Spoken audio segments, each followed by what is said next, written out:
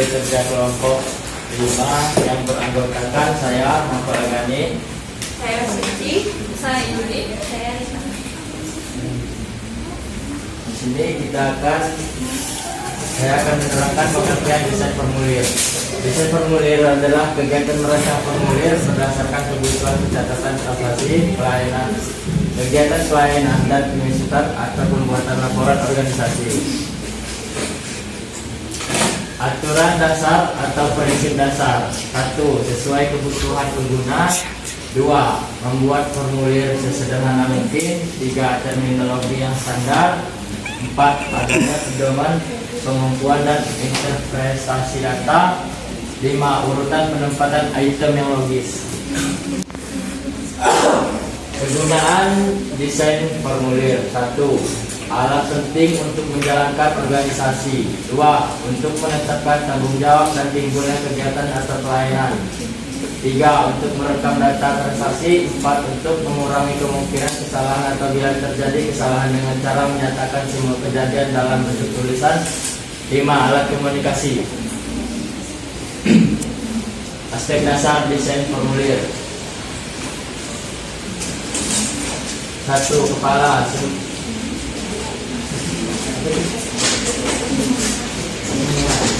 Memuat judul dan informasi mengenai formulir, nama dan alamat organisasi, dan nomor formulir, tanggal penerbitan dan halaman. 2. Pendahuluan introduction. Memuat informasi pokok yang menjelaskan tujuan dari penggunaan formulir yang bersangkutan. 3. Perintah instruction. Instruction adalah perintah untuk mengetahui berapa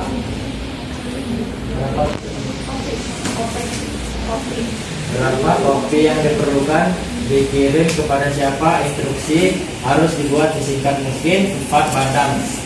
Dalam menyusun badan formulir, urut-urutan data harus logis, sistematis, konsisten sehingga mudah untuk dibaca dan dipahami.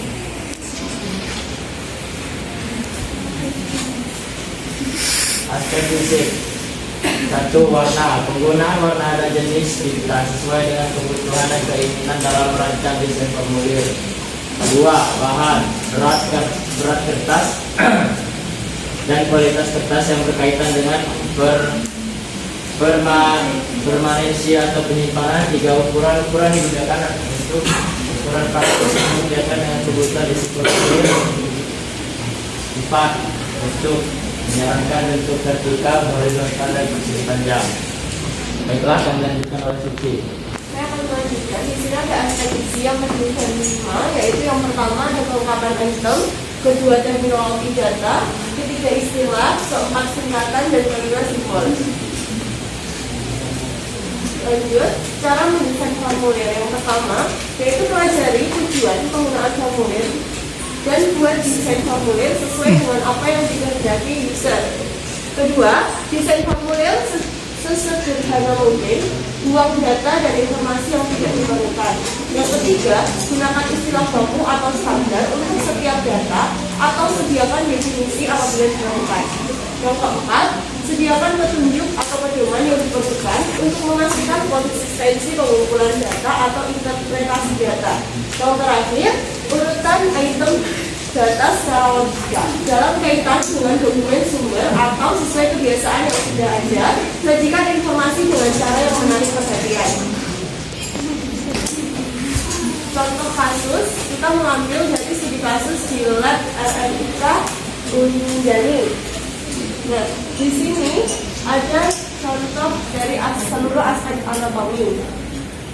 Di bagian paling atas itu ada hidung atau kepala. Nah, di situ terdapat logo, nama, alamat, dan nomor telepon, namun belum diupdate. Yang bawahnya itu pendahuluan atau introduction, terdapat judul formulir yaitu persetujuan pasien rawat inap. Di bawah judul itu ada perintah atau instruction yang berisi tentang perintah pengisian dalam formulir. Selanjutnya, yang selanjutnya adalah body atau badan. yang terdapat di situ yaitu space-nya kurang jelas seperti satu, nama yang sejajar dengan jenis kelamin itu akan membingungkan pasien. Yang kedua, tempat tanggal lahir sejajar dengan umur dan golongan darah. Ada juga yang alamat yang di bawahnya itu ada kelurahan, kecamatan, dan provinsi, itu mungkin akan membingungkan juga. Yang selanjutnya ada font, identitas formulir menggunakan font Times New Roman dengan ukuran 14. Identitas pasien, judul formulir menggunakan font Arial dengan ukuran 14. Isi formulir menggunakan font Arial dengan ukuran 11.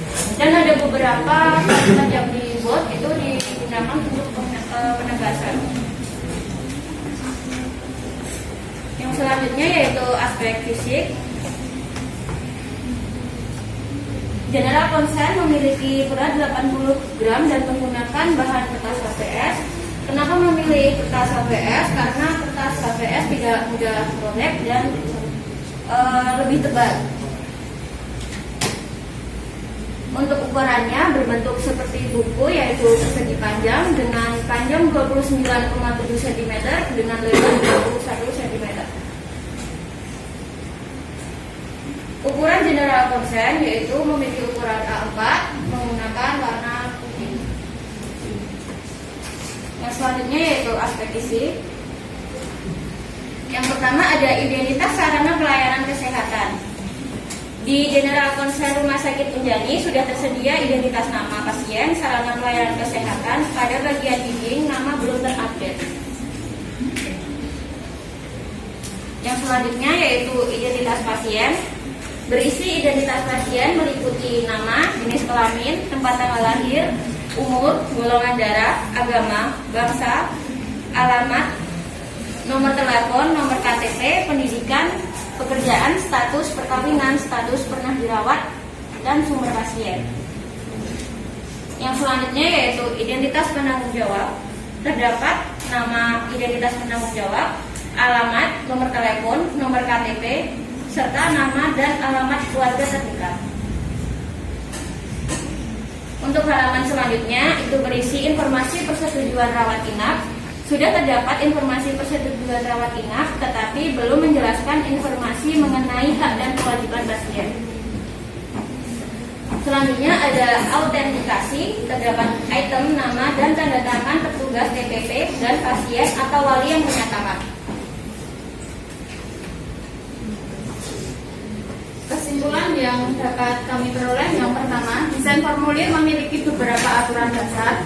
Formulir merupakan alat yang sangat penting dalam rangka menjalankan suatu organisasi. Yang ketiga, aspek desain formulir yang digunakan dalam studi kasus yang berjudul Analisis Desain Formulir General Concern Rawat Inap atau Studi Kasus di Lab FMIK Unjaya sesuai dengan teori yang dikemukakan oleh Irmawati Mukhtar tahun 2021. Yang keempat, dalam mendesain formulir terdapat beberapa cara, yaitu dengan mempelajari tujuan dan menyediakan petunjuk untuk memastikan konsistensi pengumpulan data. Terdapat saran yang dapat kita kemukakan. Yang pertama, pada body terdapat beberapa informasi yang terdapat pada satu baris yang sama sehingga space kurang jelas. Yang kedua, pada bagian font, karena font berkaitan dengan jenis huruf, hal ini akan berdampak pada keterbacaan. Yang ketiga, pada identitas sarana pelayanan kesehatan perlu dilakukan desain ulang untuk mengupdate identitas nama dan logo rumah sakit. Dan yang terakhir adalah informasi persetujuan rawat inap sudah ada, tetapi belum menjelaskan informasi mengenai hak dan kewajiban pasien.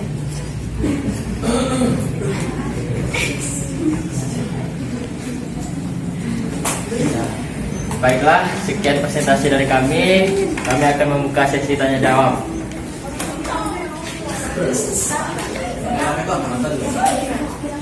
Nuri.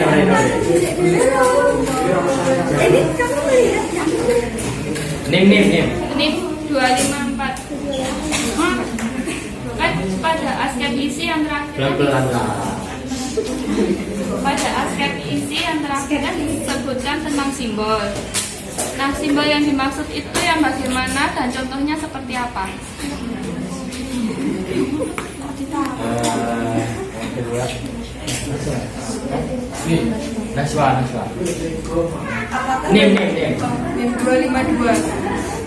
Apakah bagian introduction dan instruction wajib ada dalam formulir rekam medis? Mas sudah.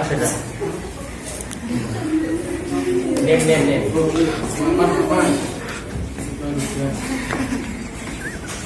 Apakah pengisian general konsen setiap rumah sakit itu sama isinya atau berbeda?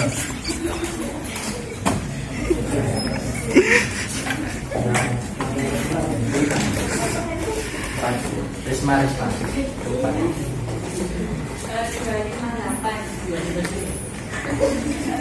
Aspek anatomi tadi kan dijelaskan ada nomor formulir.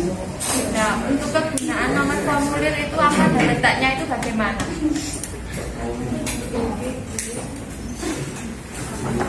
Herwin. 230. Pada aturan dasar atau prinsip dasar itu nomor 3 terdapat terminologi yang standar. Itu maksudnya gimana?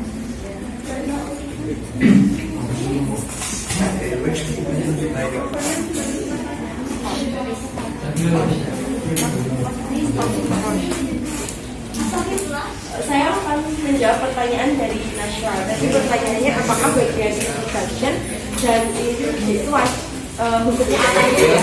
Yaitu tidak wajib karena jika nanti di bagian leading atau kepala sudah memenuhi tujuan semuanya, jadi ada judul, nah itu kan di bagian instruction ada kayak aturan gitu. Nah nanti kalau aturannya itu sudah tercantum di heading, maka tidak perlu menggunakan instruction atau introduction, tidak masalah. Jadi tergantung rumah sakit yang membuat formulir seperti itu.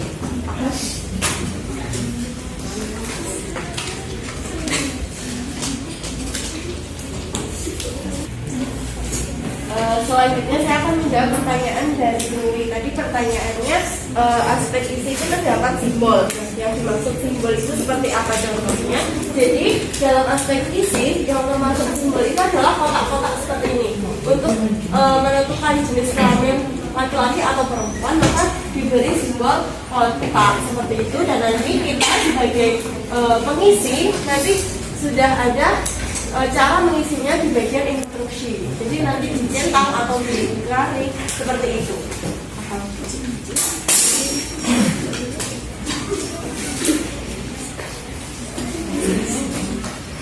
Ya, saya akan menjawab pertanyaan dari Risma. Apa kegunaan nomor formulir? Nomor dapat digunakan untuk menunjukkan keunikan, dapat diletakkan di pojok kiri bawah atau di bawah kanan nomor formulir. Dapat digunakan untuk menyebutkan sumber dan jenisnya. Jadi formulir yang terdiri dari satu halaman harus diberi nomor dan jumlah halaman. Paham nggak? Saya akan menjawab pertanyaan dari Berli. Apa itu terminologi terstandar? Terminologi terstandar adalah kebijakan tertulis yang disahkan dan singkatan yang digunakan di rumah sakit dan puskesmas. Udah paham belum? Contohnya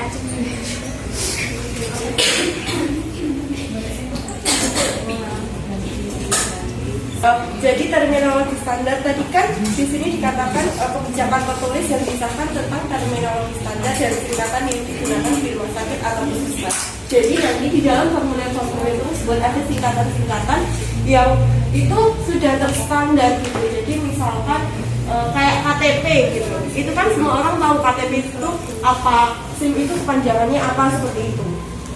Jadi tidak mungkin di sini kan ditulis surat izin mengemudi seperti itu kan tidak. Jadi semua orang sudah tahu karena ini ada singkatan terminologi terstandar.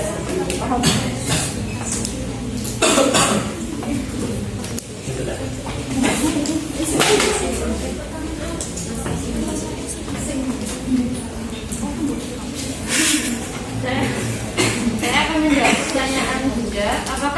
konsen, general konsen setiap rumah sakit itu sama?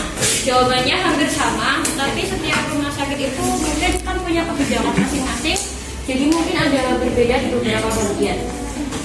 Sudah jelas? Kok ngobrol? Sudah jelas?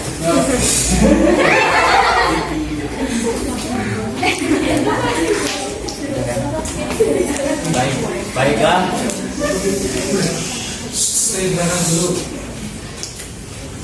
Baiklah, sekian presentasi dari kami akhiri. Wassalamualaikum warahmatullahi wabarakatuh. Waalaikumsalam.